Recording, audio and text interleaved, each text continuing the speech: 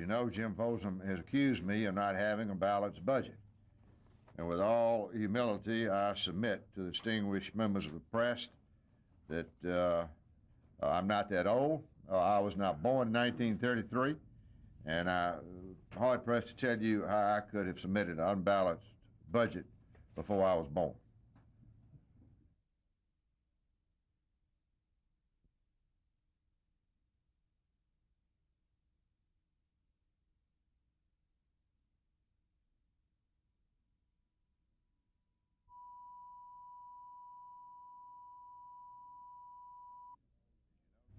As you know, Jim Folsom has accused me of not having a balanced budget.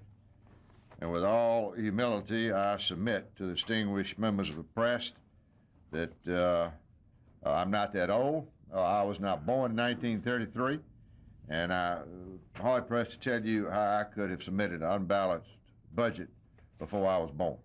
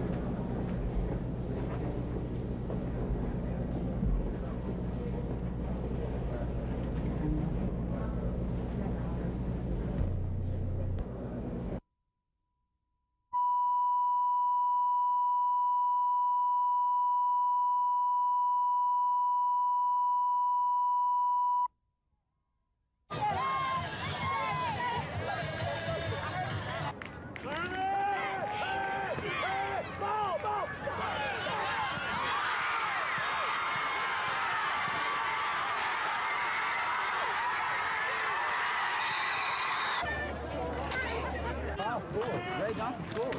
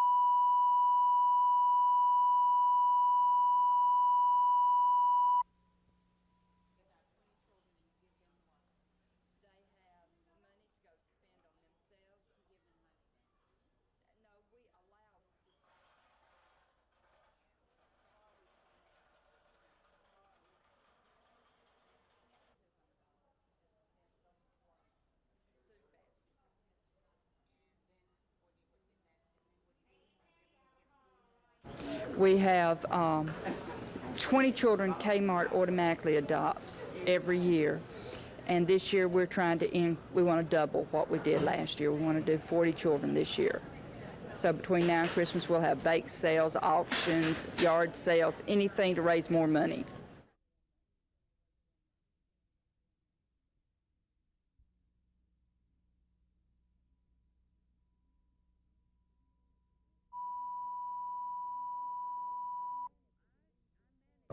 I managed to leave before death. But Patricia Wells wasn't able to escape her abusive relationship without permanent emotional scars.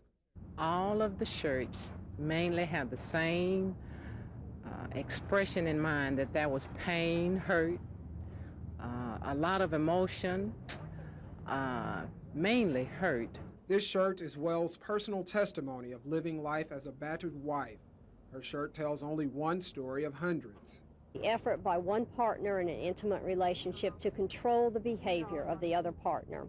And they use abuse, they use intimidation, they use threats, they use economic control, they use the children to control that other partner and to really terrorize them and keep them in domestic captivity. The Clothesline Project was created to bring more attention and education to spouse abuse, to let the general public know that abusers are not always easily spotted. He was a very articulate, educated, neat person. He drove a 1965 Chevrolet, which was beautiful. He kept spotless, and he was a very materialistic person. If you are a victim, please call. Don't go through this by yourself. Sellers says in Montgomery alone, they received more than 1,800 phone calls last year from women looking for a way out of their abusive relationships. Raphael Davis, WSFA News 12, Montgomery.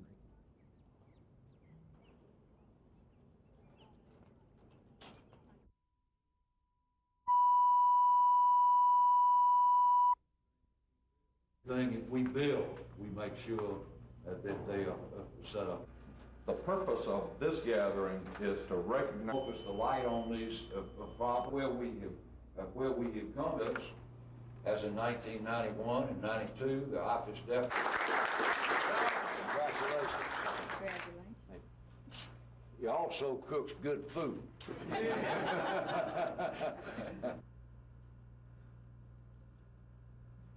Thank you. the second category, warehouse.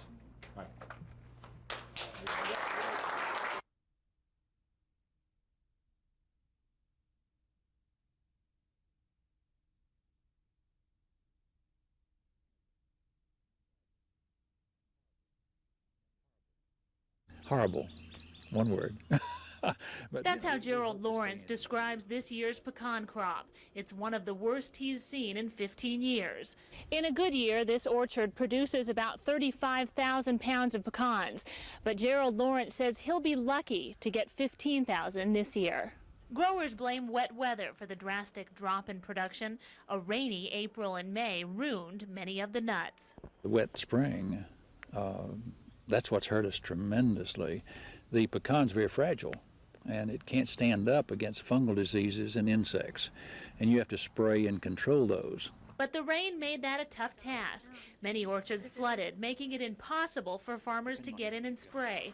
For many growers, that led to a loss of at least half of their pecans. Say 100% last year. This year, we'd be lucky to get 40%, 35%. Last year, Alabama growers produced 26 million pounds of pecans. This year's crop is expected to weigh in at just 4 million pounds. It means they're not going to make any money this year. They won't even break even unless something real good happens. And at this point in the game, that's not likely. In the end, farmers will have less to sell, and that means wholesalers and consumers will have to shell out more money when it comes to buying the nuts. Alex Weistrack, WSFA, News 12, Elmore County.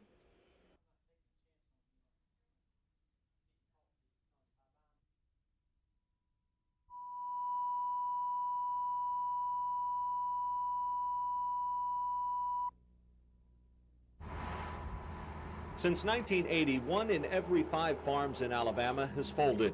In that time, the number has dropped from 57,000 to 46,000. I think this is a trend that will continue on. How fast it will go, we don't know, but I think it will continue.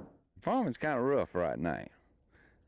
Our production cost has gone up so much in the last few years, and we're not receiving enough of our products to justify the increase in cost. Avant is a third-generation farmer. He plants about 600 acres in crops and raises hogs. The hog operation provides the bulk of his income, but hard times have hit livestock producers just as badly. I've been in the hog business for 23 years up in, and what we're getting for hogs now is the worst I've ever seen. But the cost of raising hogs, as well as planting crops, continues to go up. Avant says there are only 2 ways to make farming more lucrative. Well, we've got to get more for our product, or our input has got to be less. And I don't see our input being less, so the only hope we've got is getting more for what we produce.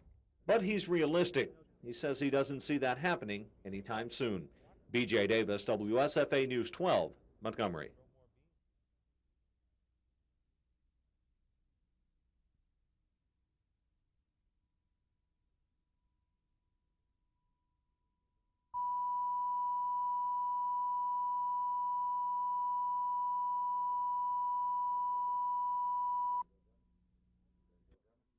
Ready to go, Governor? Ready to go. Every day for the past week, no matter where he is campaigning in the state. This is Fob James Live. Today our issue is crime. He makes it back to Birmingham by 4 o'clock to do his statewide radio talk show. As we get into this subject, I hope you'll call in. I want to know your opinion on a number of questions. One question I want to know your opinion of is, do you believe in the death sentence? And the calls come in from all over the state.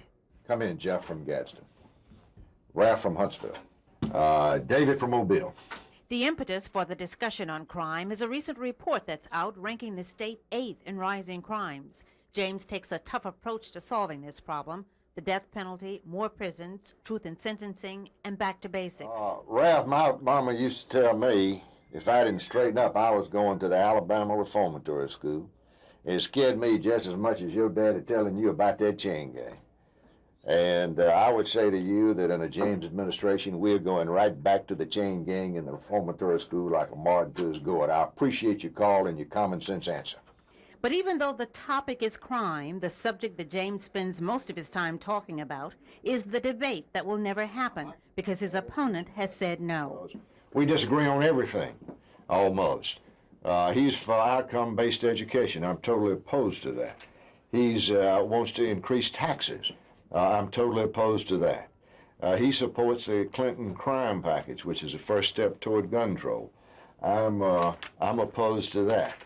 And Jim Folsom and I just don't see the major issues in the same light, and the people of Alabama, I believe, deserve the right to hear us debate that.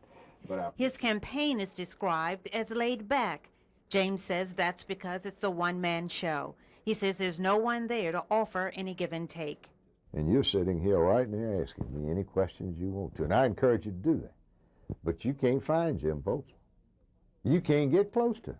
You and all your pack of reporters at Channel 12 can't get Jim Folsom to sit still for 1 minute and ask you a question. I've almost thought about getting me a pack of bloodhounds to go try to find Jim Folsom. Eileen Jones, WSFA News 12, Birmingham. News channel in Montgomery, capital state of Alabama. You got a governor's race, and you.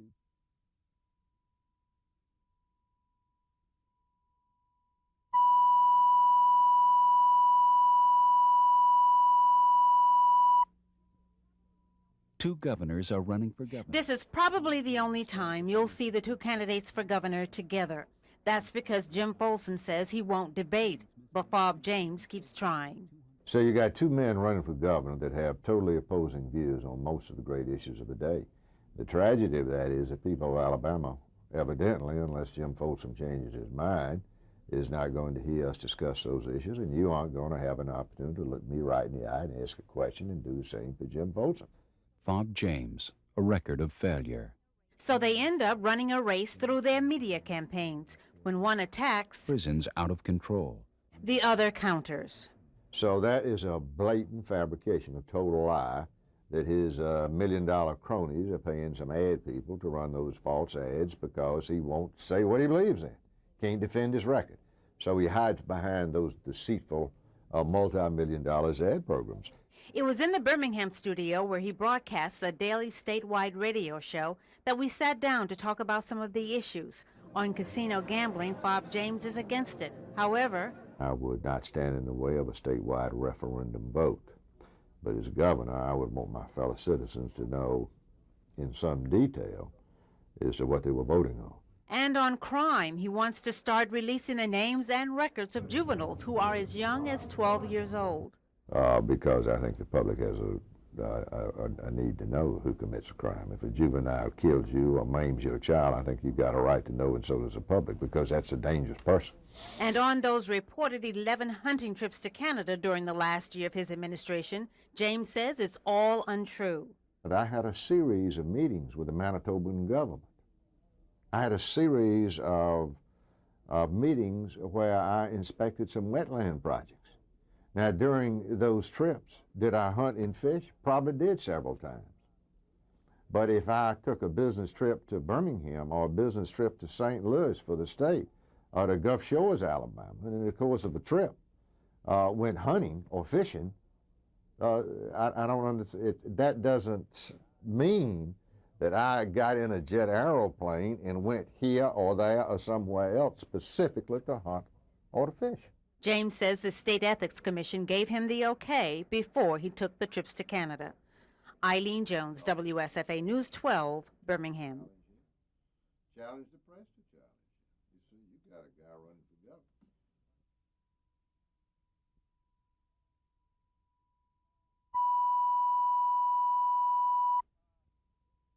governor. He is a lawyer. He can file under the Bar Association, I imagine. Has he ever before? Over the issue of, so that Hamilton could stay out of jail and pay off the note, I think come to his office. If he doesn't sue me, and if he doesn't answer these questions, that should tell the people of the state of Alabama what may really be going on here.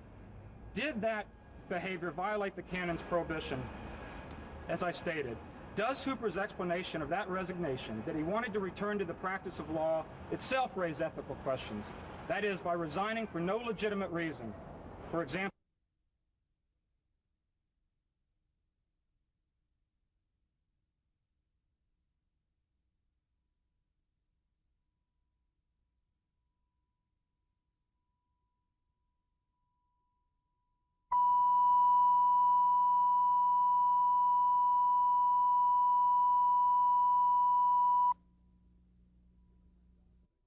Democrat Don Sigelman continues to lead Republican Charlie Graddick.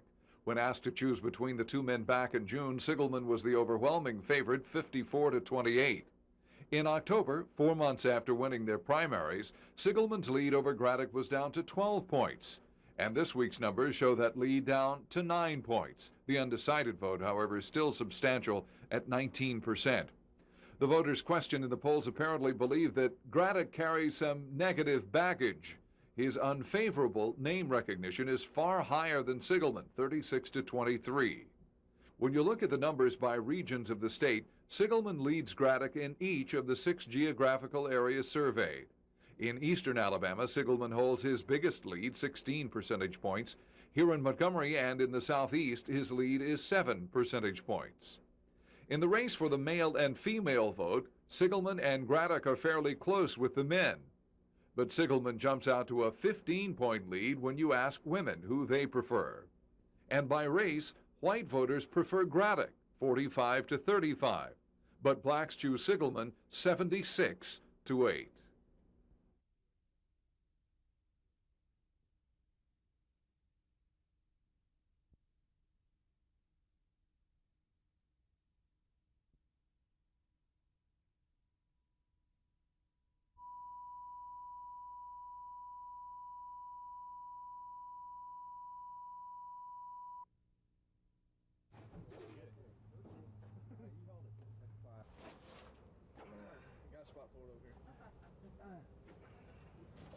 pork and beans.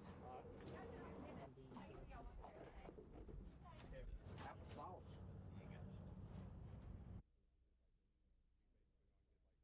We basically only hit like 10 different neighborhoods because of our small chapter size. And so there's plenty of space, locations in Montgomery that we could have hit and probably gotten lots more food, and we're just such a small chapter, it's kind of hard on us. So we'll look next year to try and, spread ourselves out a little bit more and maybe try and get more exposure.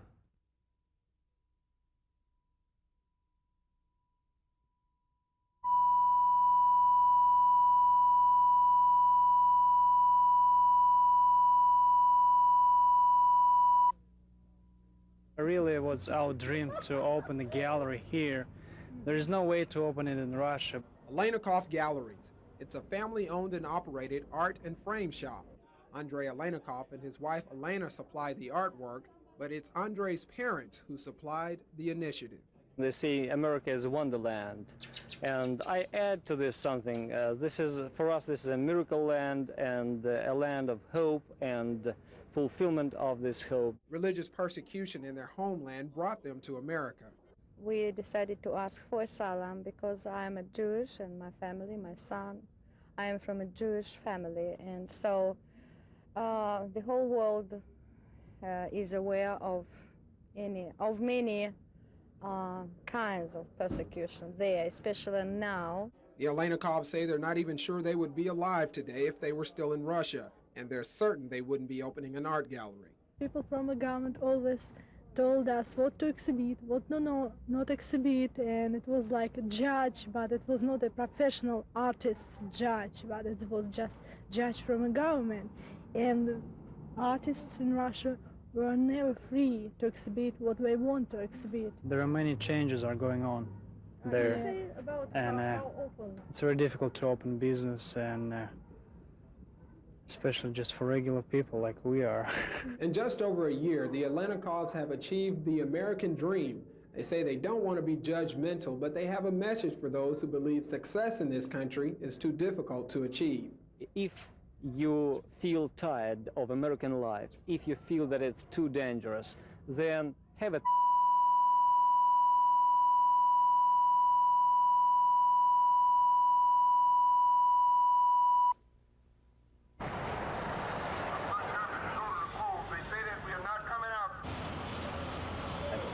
We've got to make the people aware. We don't believe it's going to be a slow turnout. It's going to be a big turnout. We're going to see to it because we're going to walk the walls and talk the talks in order to get them out.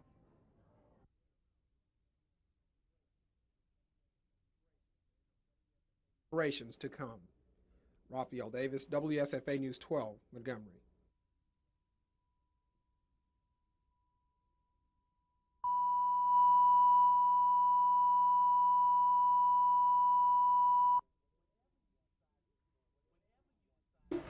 Whenever you decide to go in whatever career you want to be, look at your role model.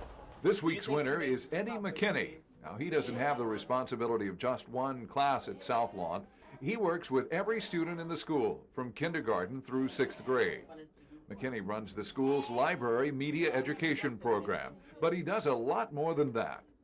During his tenure at the school, he's created at least a dozen reading and motivational programs for students of all ages.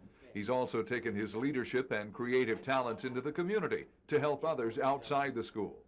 South Lawn's principal says Eddie McKinney is one of a kind.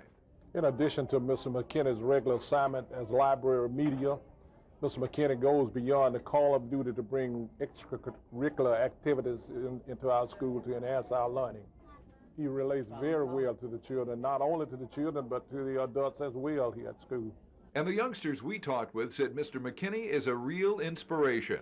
To read books and by participating in programs such as the Sickle Cell Read-A-Rama. He also challenged me to bring a C in spelling to a B, which I did. He's a great person to be with because he's always encouraging people to read books and learn about everything. He gives you high hopes and courage. So is there a key ingredient for this incredible number of programs that have reached so many youngsters? I award them for most improved, doing their best they can do, and just, that's my reward. And I don't put them in the same category. And I let people know that you are somebody at all times, and there's gold in everyone, and let it shine bright through you. Beyond your duty. So for all his commitments to students at South Lawn Elementary and to the community at large, Eddie McKinney is this week's Class Act Award winner.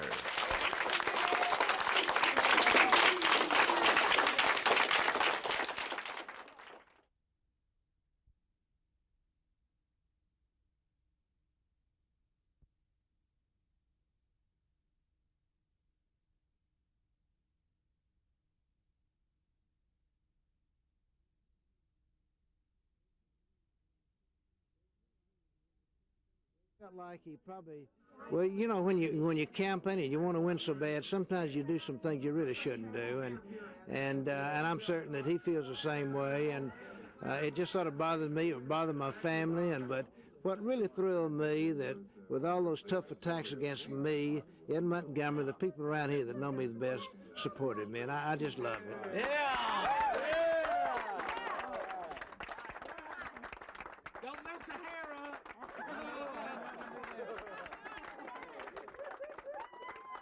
All right, Chief. I got a great family, I'll tell you that. And my mom...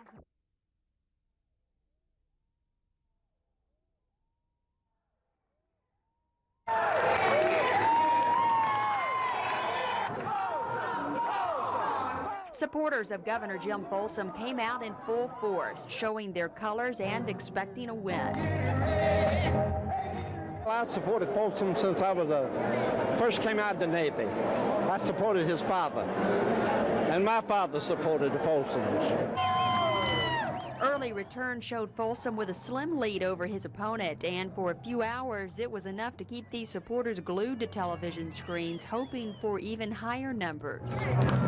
But the mood at this so-called victory party turned somber as returns showed more and more Republicans upsetting incumbent Democrats across the country and statewide. But folks, our numbers are coming in faster at the campaign headquarters than we're getting here with the media, and with 91% voted in, we are 2,000 votes ahead. Conflicting numbers from the Folsom camp gave his supporters false hope. Soon they would watch as Fob James all but declared victory.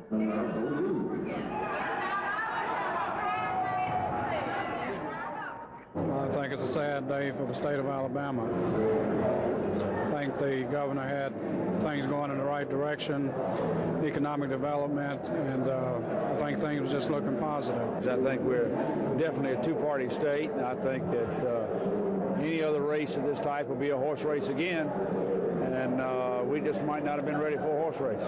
Senator Howell Heflin was among Folsom's supporters. He talked about the backlash to the Clinton administration seen across the nation and blamed much of it on the media. Negative approach by media, I think, has brought some disenchantment with government as a whole. As for the governor, despite discouraging numbers, he refused to quit, telling supporters it isn't over till it's over. Let's keep our fingers crossed. It's too early to tell. Thank you. Kim Hendricks, WSFA News 12, Montgomery.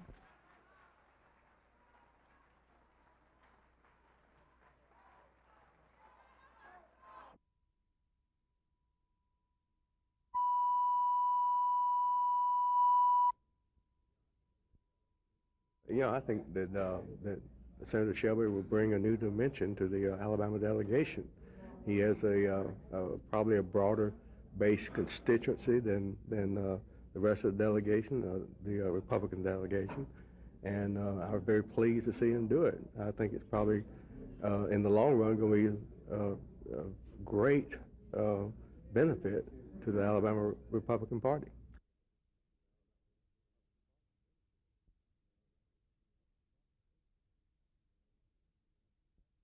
I think the people of Alabama really care about political titles. I think they want to put partisan politics, and I don't accept that lightly. I think they've given me a big responsibility to live up to. Are you going to pursue a competitive two-party system? I think it will result in better things, more things happening to the people of Alabama. It could, it should happen that way.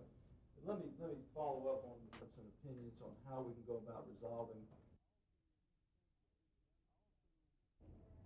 I also think that this vote says that the people of Alabama want the changes that were promised to them, that they're not interested in titles, they're interested in results. And I think that we will be able to form a strong working coalition of Democrats and Republicans to get the job done.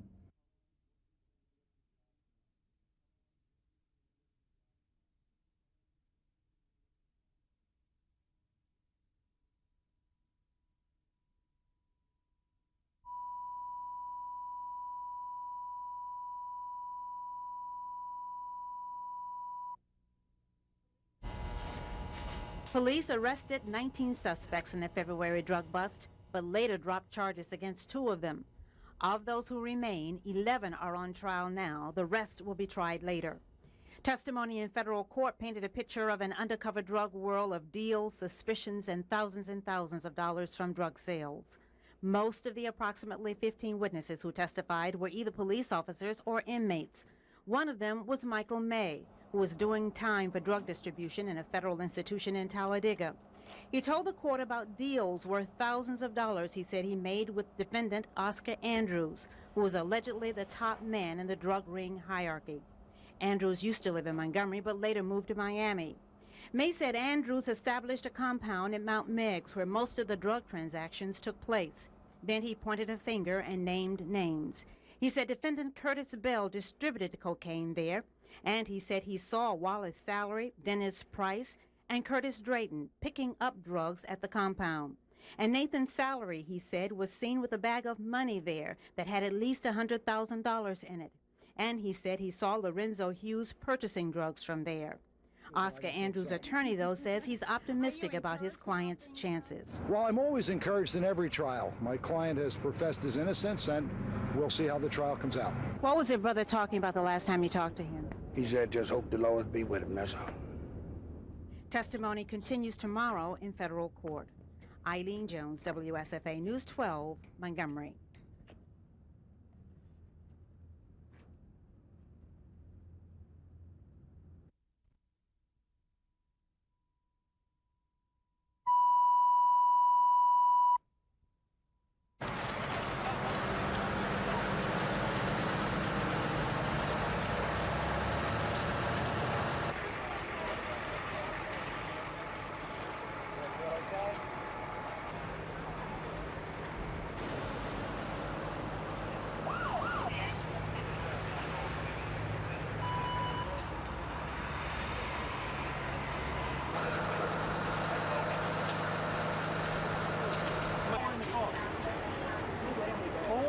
Who was driving?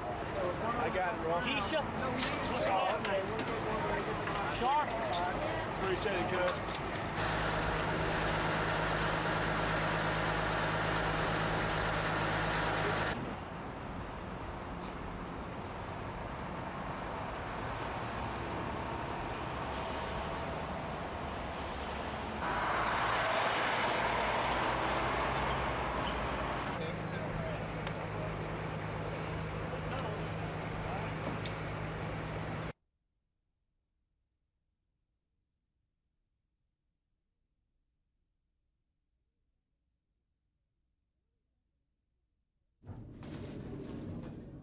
Willie Brown is a shipping clerk at the AUM bookstore.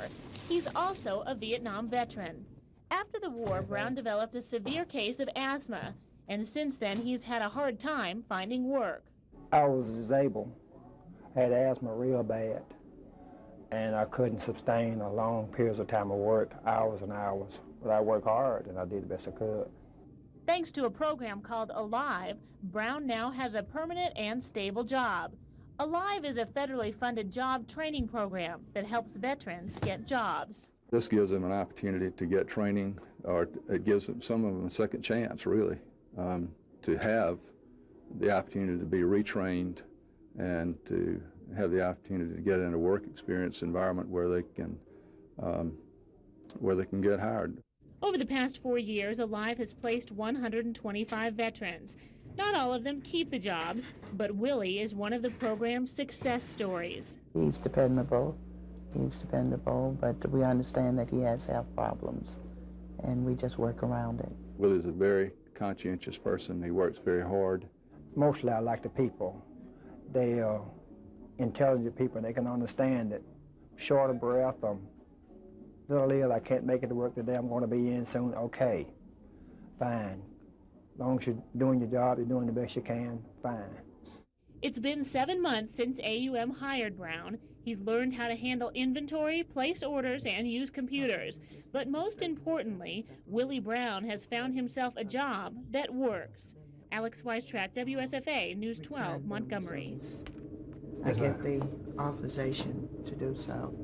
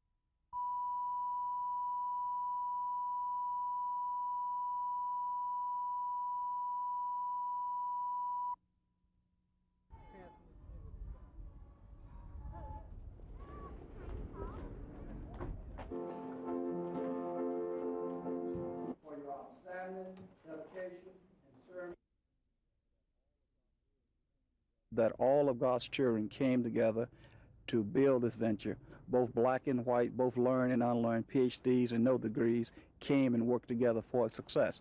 And it is the fulfillment of what is written in God's Word, that we are all one in Christ. Obviously, this is one community. The Christian family is one family. It's not a divided family. And we have a deep commitment to each other.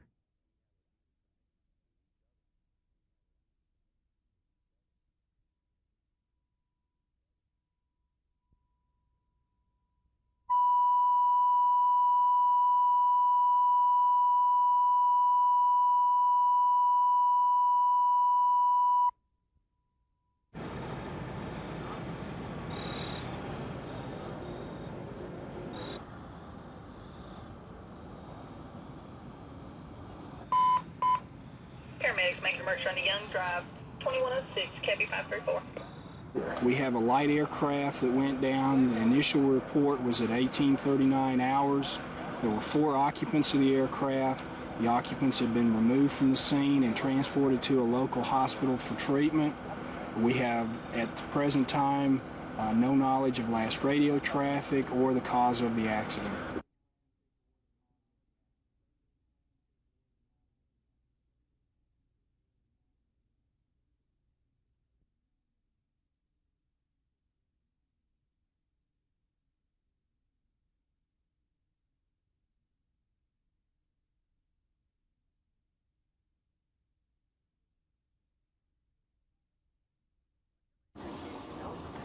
Montgomery is served by 4 regional airlines and Delta.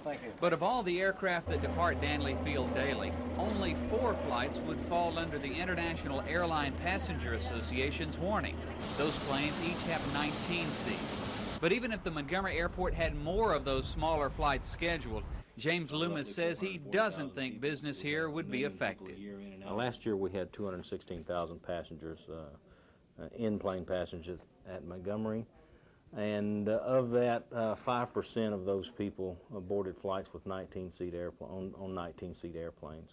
For some reason, people stopped flying the 19-seat airplanes that serve Montgomery. The other carriers will pick those people up. Out on the concourse, passengers awaiting trips on the regional carriers say their concern for safety is no greater now than before the warning. I don't like the terrorists, I don't like the bumpiness. I don't like the peanuts that they give you. But it doesn't really make you apprehensive, just based on what they said, doesn't make you apprehensive about No, I don't think so. People tell you don't drive a Pinto because if you get into an accident, you'll blow up. Well, that doesn't stop people from driving Pintos, and there's lots of Pintos around, and people driving at high risk. So I don't mind flying a smaller airline. Sure, the risk might be greater, but I think when you look at the big picture, you're going to get there probably safer than if you were driving a Pinto. Nationally, the airline industry is defending the safety record of its smaller planes, and at least one airline consultant is calling the IAPA warning a cheap publicity stunt designed to boost membership. Kevin King, WSFA News 12, Montgomery.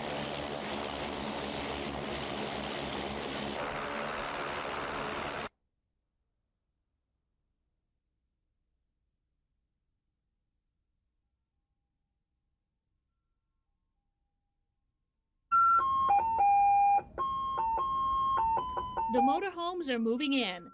The fans are staking out their spots. The battle has begun. Roll Tide! War down Eagle! For Eagle, fly down the field, ever to conquer, never to yield. Roll Tide! Now, if you don't have your tickets yet, just pick up a newspaper. The classified section is filled with hundreds of ads selling seats in Legion Field. There's just one hitch. You'll need a pocket full of cash to get in the gate. The ticket's actual face value is only $20, but you wouldn't believe what some people are asking. We found tickets priced at $150, $200, $500, and $700 per ticket. I think it's crazy.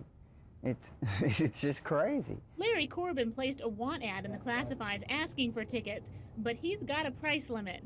I'd say it's worth $100 to go up there and see the game and keep my wife quiet for the day. But there are people willing to pay whatever it takes. Just ask Sports Phone radio host Jerome Hand. We had a woman today that had 2 for $600, willing to sell them just to make some money. Do you think people are paying that? Yeah, people will pay it.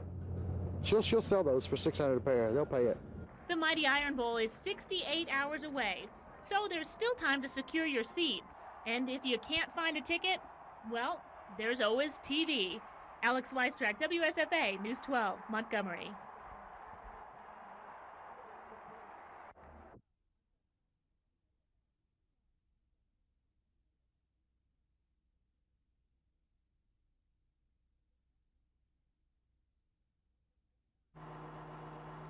The Pentagon's cuts will hit the Alabama Army National Guard the hardest.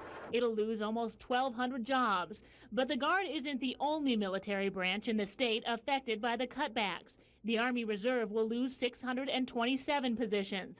The Air National Guard, 248.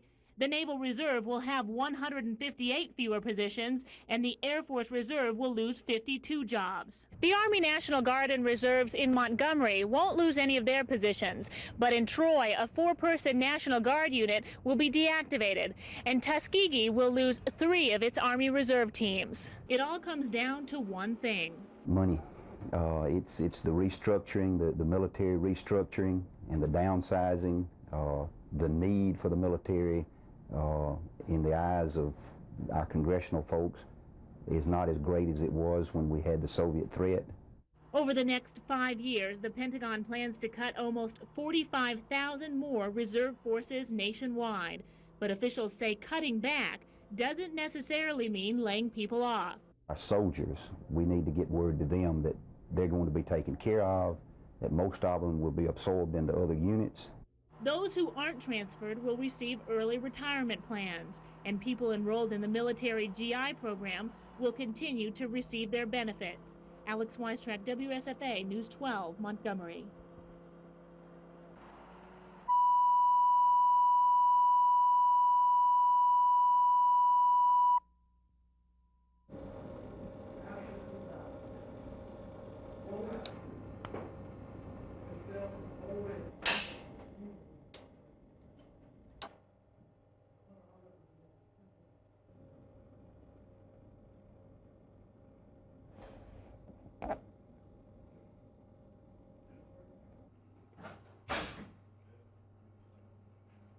We're going to have anybody voting for any reason now, and those votes are going to count.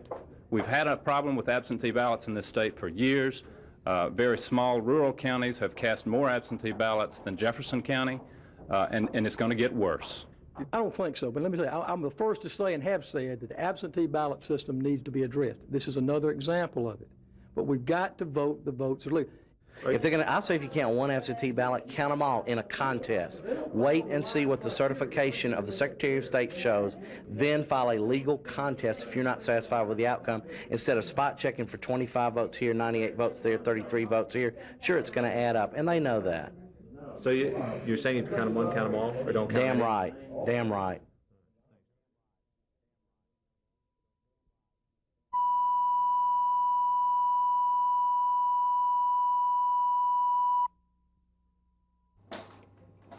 Circuit Court Judge Gene Reese paved the way for the questionable absentee votes to be counted in a ruling last night. This morning, federal Judge Robert Probst in Birmingham blocked Reese's ruling, saying his decision violates the Federal Voting Rights Act, which says any change in Alabama election laws has to be pre-cleared by the U.S. Justice Department. What Judge Reese's order had done was to make fraud a lot easier in an absentee ballot in Alabama, and we think Judge Probst's order in Birmingham is fine. I don't think so, and I can't, and in my judgment, if it needs pre-clearance, I don't think there's any question the Justice Department would pre-clear this. Depending on whose figures you use, the race has flipped back and forth between incumbent Sonny Hornsby and his Republican challenger Perry Hooper Sr. Late today, Hooper's camp got another boost when a Dallas County judge corrected a 100-vote error in Hooper's favor. Espy says with the federal court action, the Republicans are simply trying to eliminate votes. It's shocking. They just want the right to vote. That's all. The Republican Party has no intention of preventing legal votes from being cast. What we are concerned about is the integrity of the election process. That will be jeopardized if we are allowed to count ballots that are illegal. There are 4 courts involved with the controversy surrounding this election, and still we're not much closer to finding out who the winner is in the Supreme Court race. But the one thing all sides agree on is it's a long way from over. I've done everything we can do. I don't know what else to do. I mean, if we have to go to other courts, I guess we will. All the way to wherever it needs to be taken. The appeal from the 3-judge panel in Birmingham is direct to the U.S. Supreme Court. That's a possibility. The appeal from the ruling in Judge Reese's court is to the Alabama Supreme Court. That's also a possibility. And all sides say they would like the controversy to end as soon as possible, but no one is giving any ground, and the fight continues. B.J. Davis, WSFA News 12, Montgomery.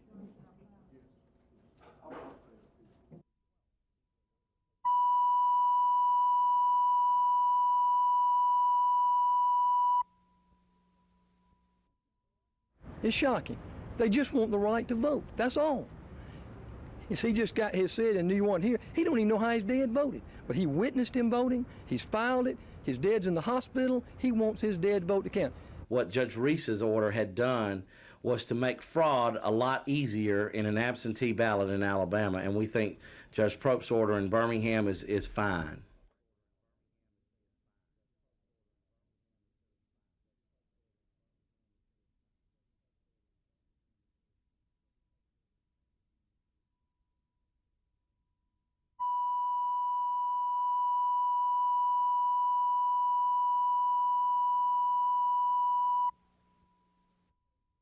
If they're counted before the certification, which is Wednesday, and it shows us short, I would say we'll probably mount a contest. That's my guess.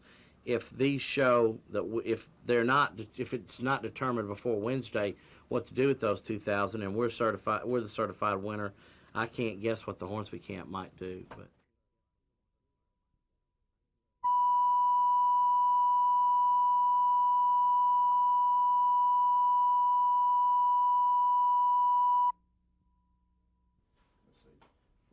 Reverend Henry Sterling says after months of negotiations between the Randolph County School Board and black residents in Wedowee, only one thing stands in the way of an out-of-court settlement. Former Randolph County High School principal Hewlin Humphreys. He have a job title, and a job description. We still will accept that. He had the same salary he had as a principal, which we think he do not deserve, but we will accept that. The one issue we will not accept that the school board does not want to do, and that keep him off campus in any official position. Sterling brought the state superintendent Wayne Teague a petition with 243 signatures. They want Teague to step in and take over the Randolph County school system long enough to ensure Humphreys won't come in contact with students outside of a social setting. Do not know at this point. Again, the reason I don't know is since it's in litigation, but I will consult with attorneys next few minutes. By first next week, we'll have an answer what we can and can't do. Sterling says the school board doesn't have a valid reason for their unwillingness to prohibit Humphreys from the campus. Randolph County Board of Education job is not to protect anybody's character, it's to educate the children.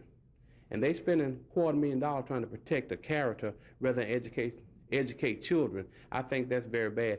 And the next thing, how you going to protect a man's character who have no character? Sterling says if this case goes to trial, the attorneys will be the only winners. Raphael Davis, WSFA News 12, Montgomery.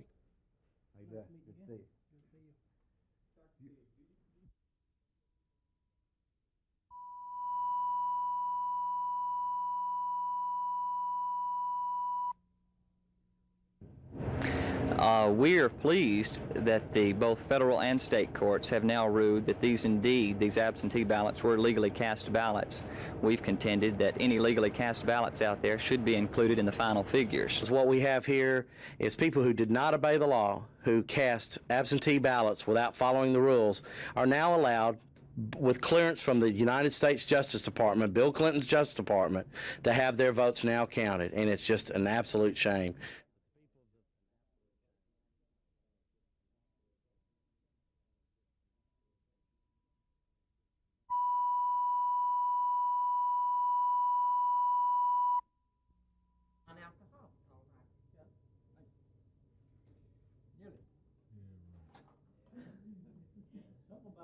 He was saying everybody at the station was trying to work with State Farm.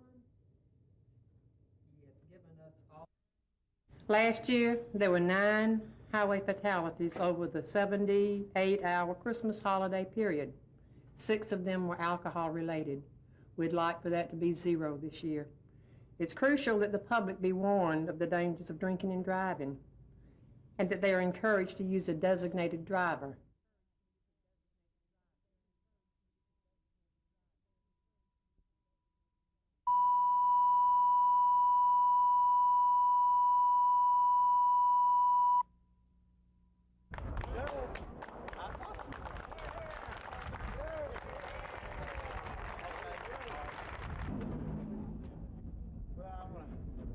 Thank everyone for coming out on this very windy day. Beautiful day, bright, but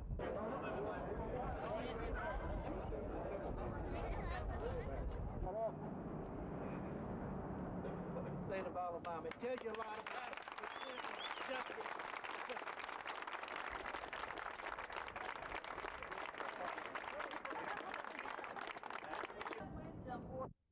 That's what really bothers me. Then when the Justice Department condones an illegal decision by a judge in the state of Alabama, this should bother not only you here in this place, but everybody all over the state of Alabama. It tells you a lot about the Clinton justice system. The people of this state expect closure on this matter. They ought to know who wins the elections in which they cast votes. And I'm here to represent their interest, and I want this done as soon as possible.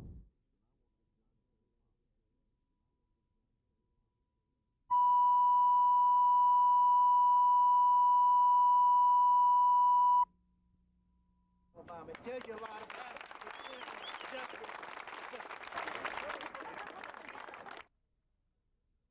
that the people of Alabama will not allow the legal outcome of their election process to be stolen by my opponent, the Alabama plaintiff trial lawyers, or the Clinton Justice Department.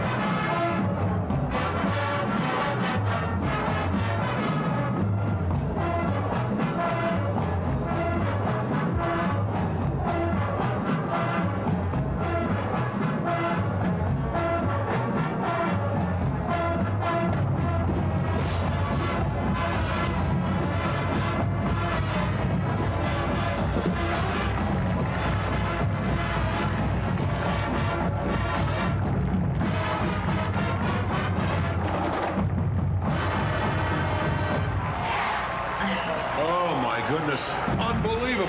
The Opelika Band serves as the official escort of Santa Claus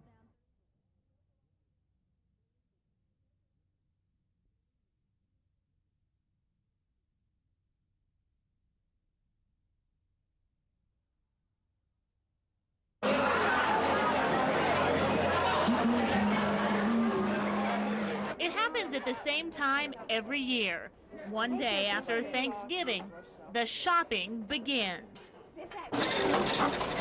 You have to be an early riser to get the good deals. That's why people like Antrina Gardner started shopping at 7:30 this morning. We stopped for breakfast at 10. We started back at 10:45, came to Eastdale, and we've been here ever since. Sales representatives have had a long day. But when it's time to ring out the register, it'll be worth it. It's been person after person walking through the front door. Good for business? Very good for business, very good for business. It's loud, it's stuffy, and it's crowded. But that doesn't stop shoppers.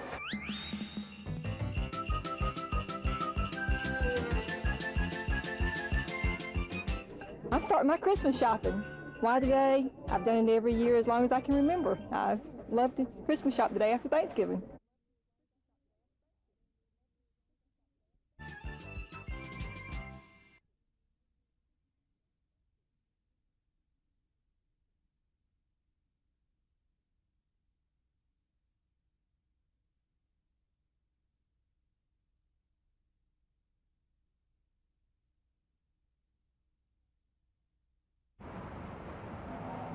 You probably don't think about tires a whole lot on the day after Thanksgiving. Or do you? More tires are sold on the Friday after Turkey Day than any other day of the year. Just take a look at some of the automotive shops around Montgomery. I come down to have a tune-up, oil change, and I bought 2 tires, and plus getting the headlights changed. Seems like everybody's taking time after Thanksgiving, putting tires on, whether they're getting ready for Christmas vacation or visit the in-laws over the weekend or whatever, but we've been real busy this morning in service. I think the cool snap's going to help our business too. And that's exactly what makes sales so good. People want to buy tires and service their cars before it gets cold. It's also a good excuse for shoppers to hit the mall while waiting for the car. Hunting stores also attract the holiday crowd. Thanksgiving is the first opportunity for many hunters to take to the woods.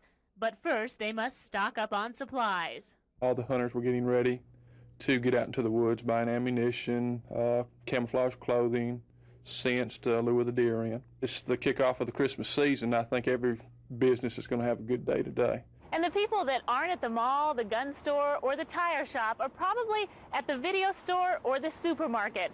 Today is the 3rd biggest day of the year for video rentals, and grocery stores say the Friday after Thanksgiving is almost as busy as the Wednesday before.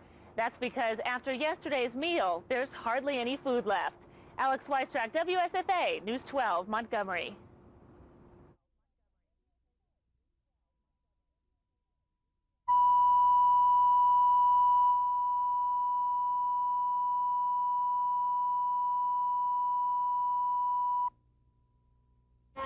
So say your problems. 4.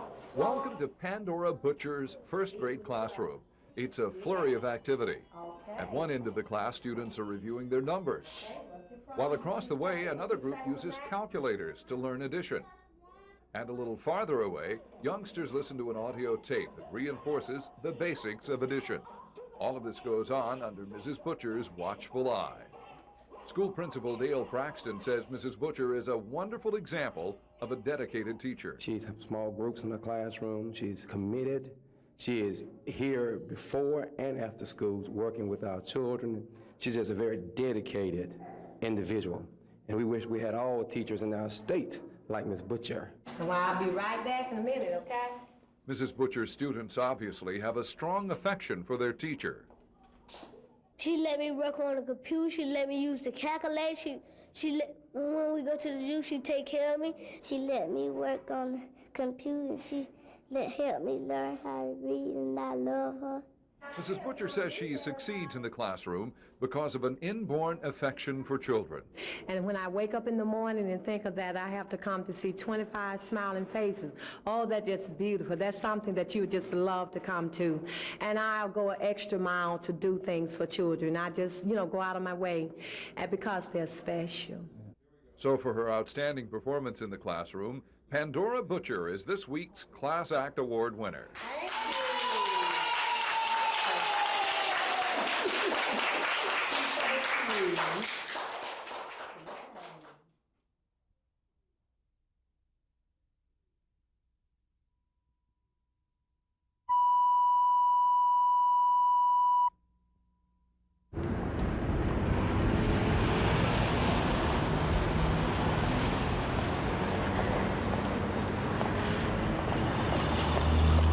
How you feeling today, Governor? Sir? How you feeling today? Feeling fine.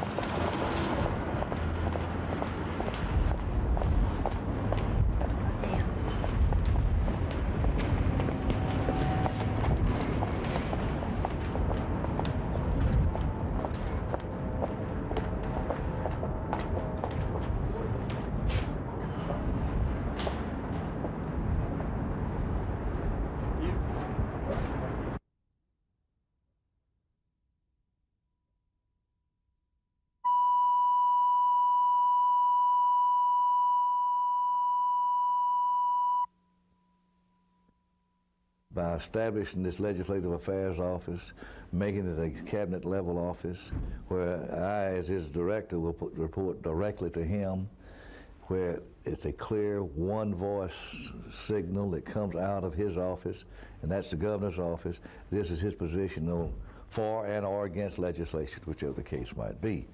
And that's exactly what we're doing, and he did not do that before.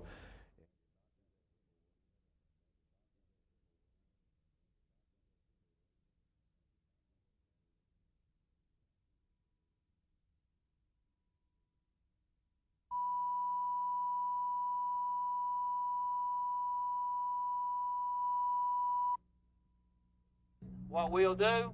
The serious car buyers came ready with either cash, a cashier's check, or a letter of credit from their bank.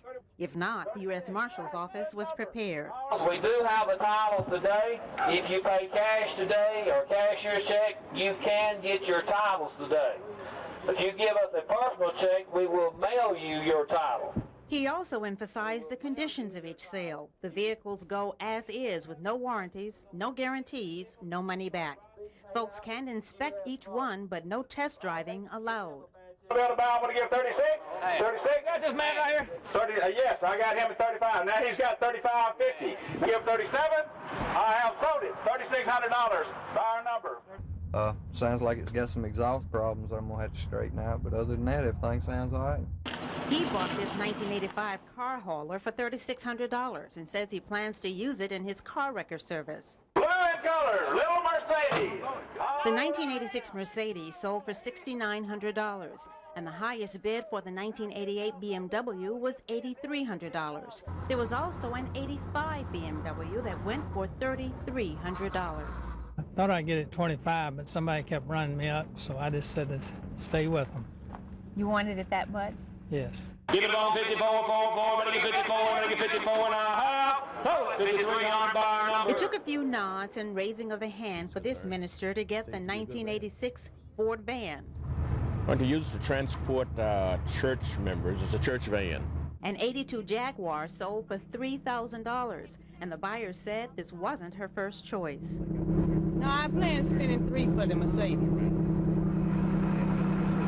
And so, after you didn't get the Mercedes, I had $3,000 hot dollars in my pocket.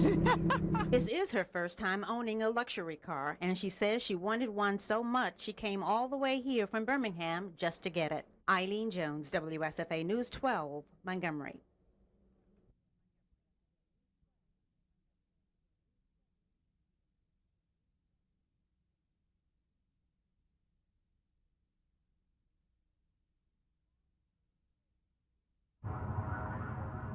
"5 feet of toys used to cover the floor of this building, but earlier this week, someone stole about a half of them. We just felt real desperate, and why would anybody do that? You know, take toys that they were bound to know what they were going to be used for. The police haven't found the people who stole the toys, but they do know how they got in the building. Judging from footprints, the thieves used this window to get inside. We had dolls, games, riding toys, stuffed animals, just basic children's toys. And the bad part, they took the best. These were not all new toys. There was a few new ones mixed in with them, but it's like they just dumped all the boxes out and took what they thought looked good and left us the junk. The Operation Santa Claus program gives gifts to about 800 children. For 2-year-old Derek Childs, Christmas wouldn't be the same without it. You get to see the joy in a child's face to know that there is somebody out there who can help and who cares. Residents of Enterprise have shown they do care. Organizers say the community has responded by bringing in more gifts than usual. But Operation Santa Claus still needs more toys before it can make sure every child has something to smile about Christmas morning. Alex Weistruck, WSFA News 12, Enterprise.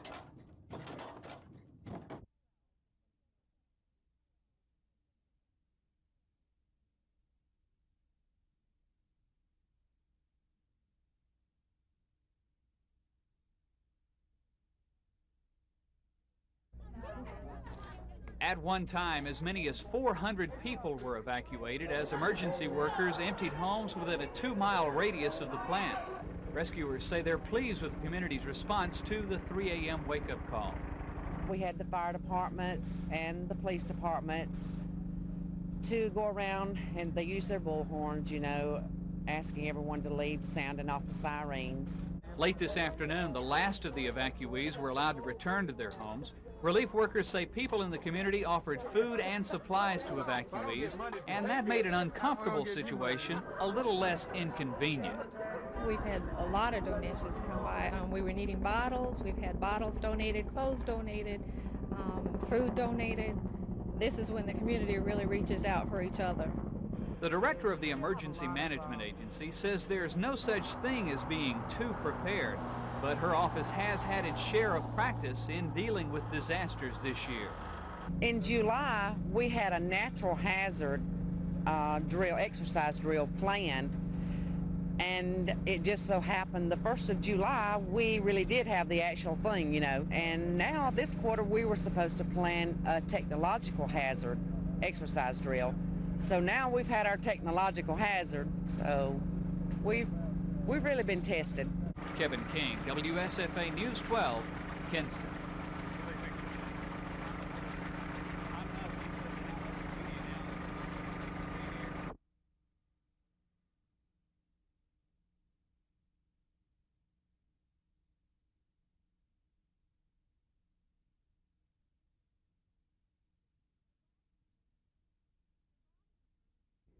The bombing of Birmingham's 16th Street Baptist Church is a memory Elizabeth Cobbs will never forget. Her uncle was the mastermind behind the explosion. The day before the 16th Street Baptist Church was bombed, I had gone by his home, my aunt's home, and at the breakfast table, he was in an angry tirade over a racial incident that was in the morning's newspaper. During that tirade, he shouted, "Just wait until after Sunday morning and they'll beg us to let them segregate." But when that bomb exploded Sunday morning, of course there was no question in my mind exactly what he was talking about. Elizabeth's uncle was Robert Chambliss, a longtime member of the Ku Klux Klan. He first took Elizabeth to a Klan rally when she was just 9 years old. As she grew older, Elizabeth says she witnessed many dark deeds by the Klan, murders, castrations, and bombings. Finally, in 1977, she spoke out against the KKK and her uncle. The things that he was doing became more and more repulsive, so that by the time I was in my teens and heard him talking about some of the atrocities that they were committing. But Elizabeth Cobbs paid a high price for what she calls justice. After testifying, she received death threats and eventually was forced into hiding. Because the threats, the harassment were so horrendous that life was just impossible to be lived normally. So in 1981, Elizabeth underwent an operation to change her gender. Today, Elizabeth Cobbs is Petrick Smith. And after 17 years of silence, he's written a book telling his account of the Birmingham church bombing. Today, Smith has come out to autograph his book, a long time coming. But the author says society still has a long way to go. Still afraid of the KKK, he has 2 security guards standing by. But Smith hopes his book will bring justice to a terrible tragedy. We, as human beings, need some closure to this hate-filled era. And we're not going to be able to have a good future until we can resolve these unfinished issues from the past. Alex Weistrack, WSFA News 12, Montgomery.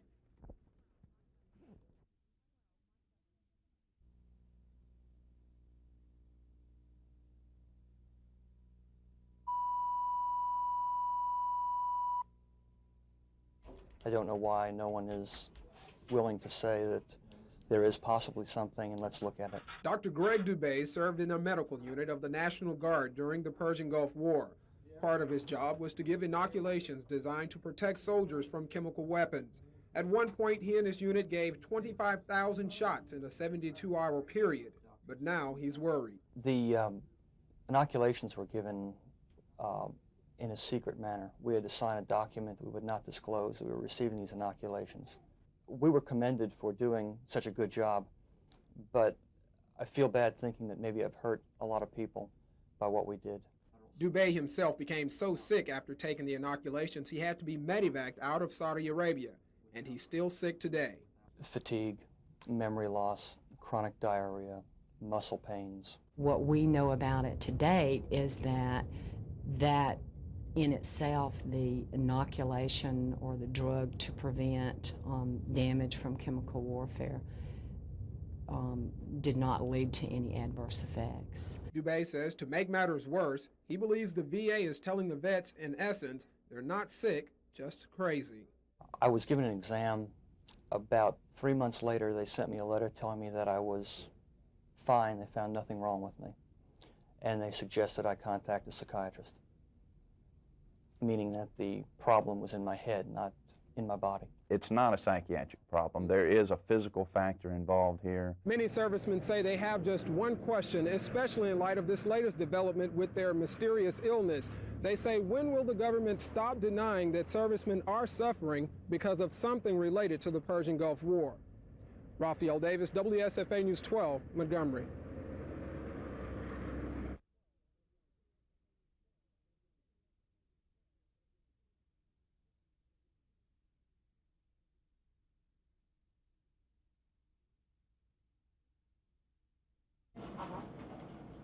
It's easy, it saves time, and it's becoming more and more popular. Buying by catalog. Last year, nearly 100 million Americans shopped by mail, piling up sales of more than $53 billion. They can do it at home, and they can have it sent directly where it needs to go, so they don't have to leave their house to get everything done. But how do you know what size to order or what color you'll like? These days, most catalogs offer both size and color guides. And if you don't like it after you get it in the mail, send it back. Experts say returning merchandise is easy if you follow a few simple steps. First, before you buy, read the company's return policy. Use a credit card, not cash. That way you can get your money back faster. Always hold on to order numbers and keep the company's address. And get a shipping receipt to prove you sent it back. If you have ordered something, you should get it within 30 days. Or the company has to tell you that they can't ship it, they're out of it, and give you the choice of either leaving the order in for a back order or whatever, or give you a refund. If you do have a problem, complain to the company first and then to the FTC. Some catalogs score higher than others when it comes to things like availability, customer satisfaction, speed of delivery, and quality of the merchandise. Last year's top 5 companies were LL Bean, Patagonia, Lands' End, REI, a sporting goods catalog, and Cabela's, which specializes in fishing equipment. So if you're not up to battling the Christmas crowds, just sit back, pick up the phone, and let your fingers do the shopping. Alex Weistrack, WSFA, News 12, Montgomery.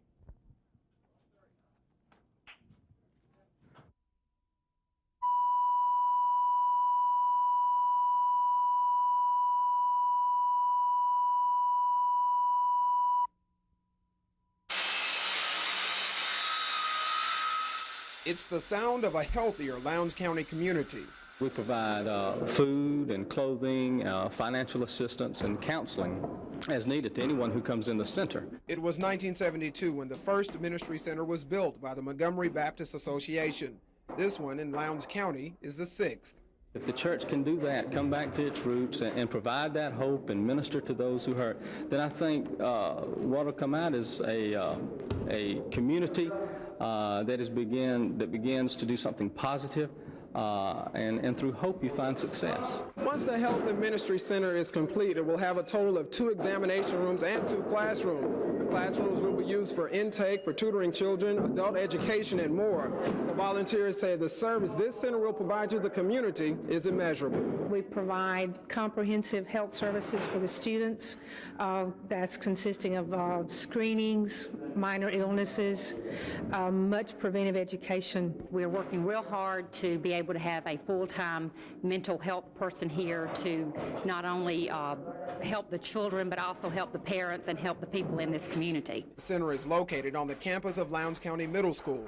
The principal says this is also good news for the students and parents. It's going to mean that we're going to have a healthy community for one thing, and another thing is going to bring our parents into the school. That's going to be the one most important thing I think it's going to bring to us, because we need the parents. Both organizations hope this center sparks improvement in Lowndes County, physically, mentally, and spiritually. Raphael Davis, WSFA News 12, Lowndes County.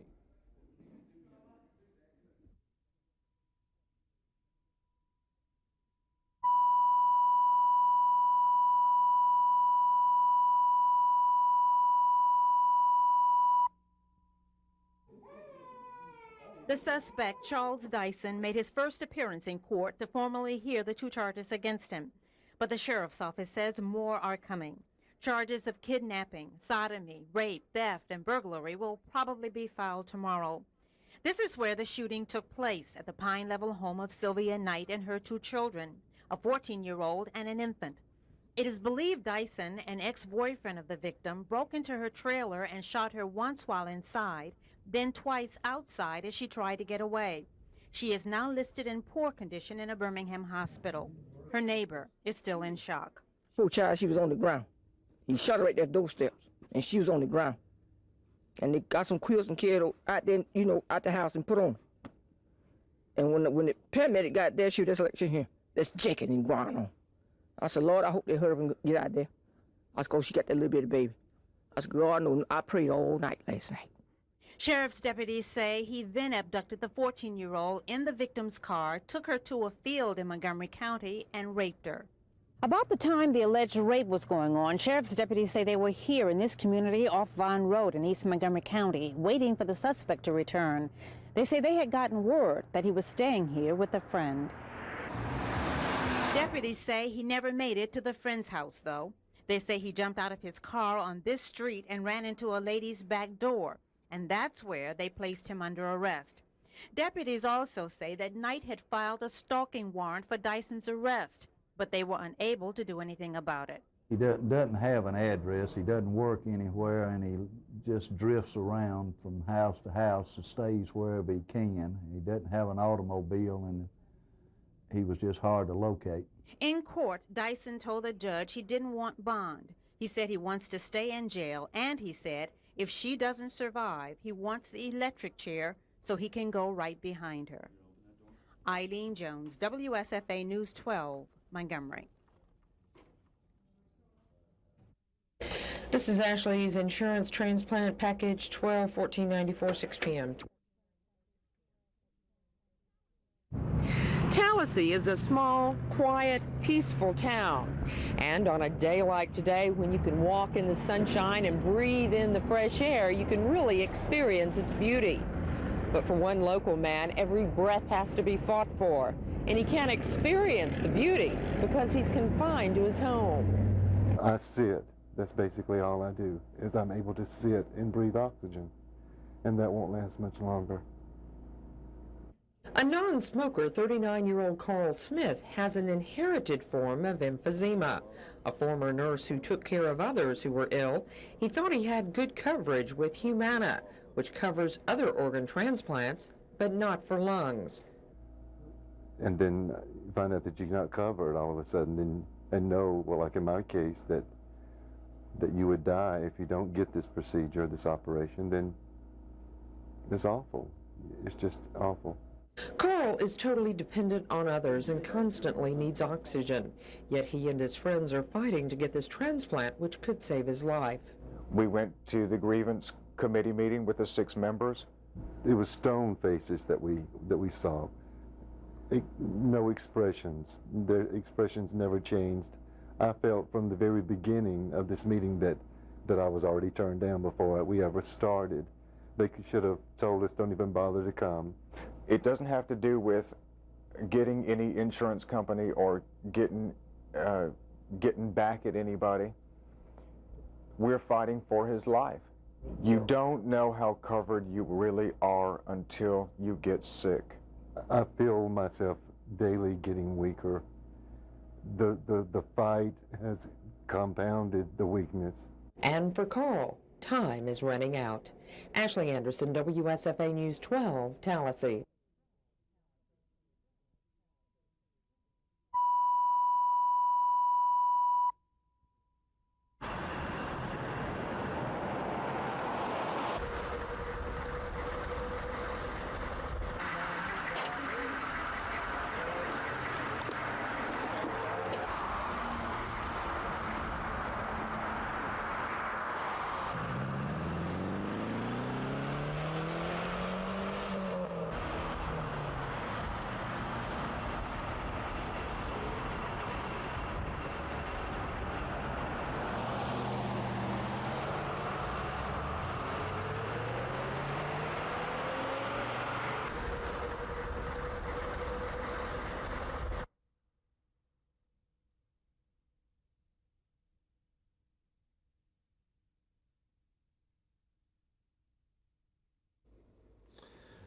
Well, I think the mark of leadership is to do what's right and to bite the bullet right from the start.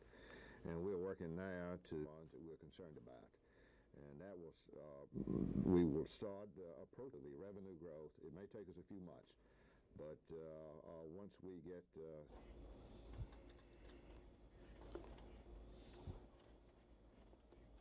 it doesn't remain a business very long.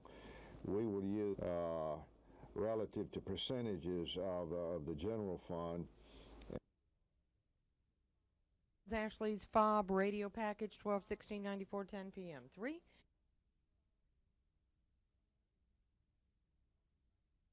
Welcome back to FOB James Live. It's good to be on the air with you again. Marshall County, Coleman, Autauga County, just a few of the places where people called in their questions about topics like crime. Part of it is safety in the schools. Part of it will have to do with firm rules and firm laws relative to youngsters carrying weapons to school. Alabama's future governor also addressed other topics like prison expansion. We think we can drive the cost per inmate down, and we'll very aggressively move in that direction. Relative to building a new women's prison, I am unable to give you an answer on that because I have not looked at the number of female prisons we have. Many political watchers have credited James' accessibility for his victory in the general election. He says he plans to have these public chats weekly or bi-weekly. Ashley Anderson, WSFA News 12, Montgomery.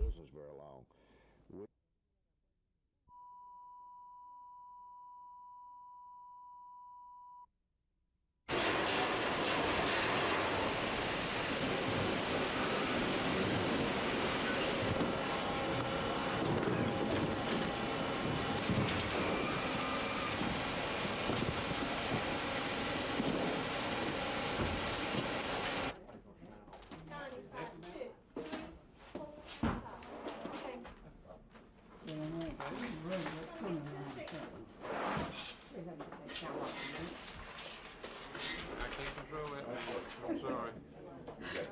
First class of this will be $7.15. That's what you want to go? No? Fourth class will be $2.91. That's what you want?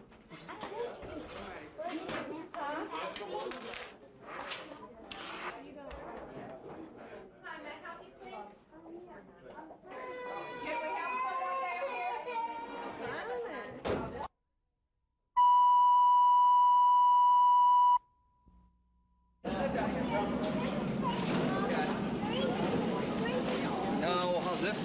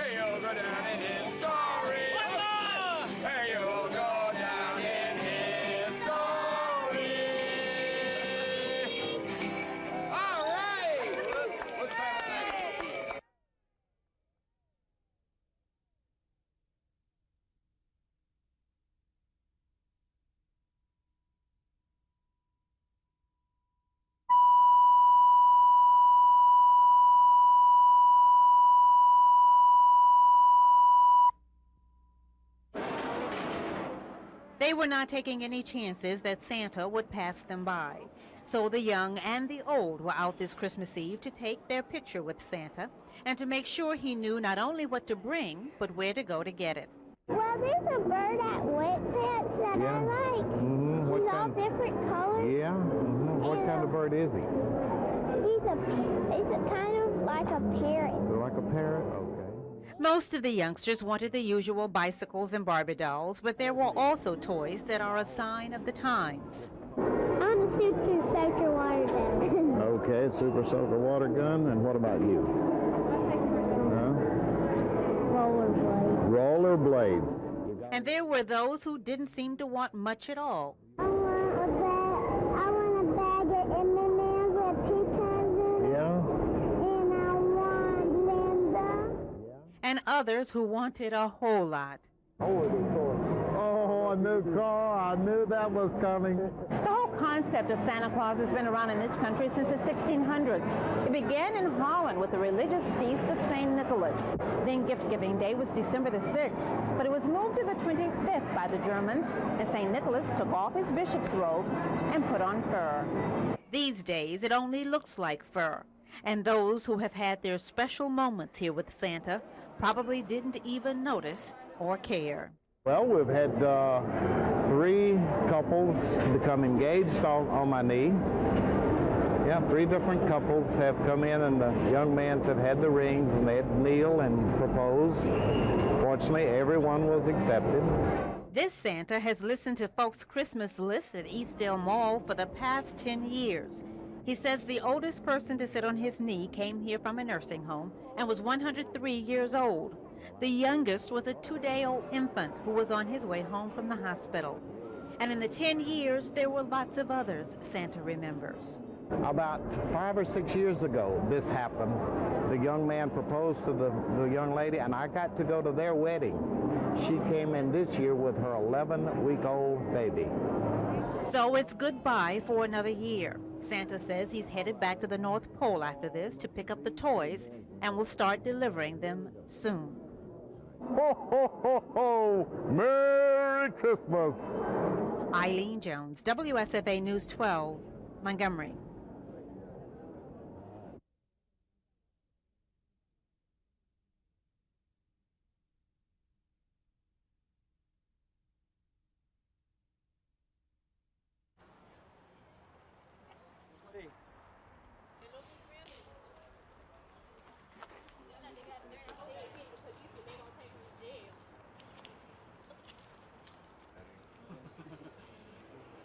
It appears that it was a group of juveniles that got into an argument, and the argument escalated into a fight, and the fight escalated into somebody producing a gun and shooting one of the victims.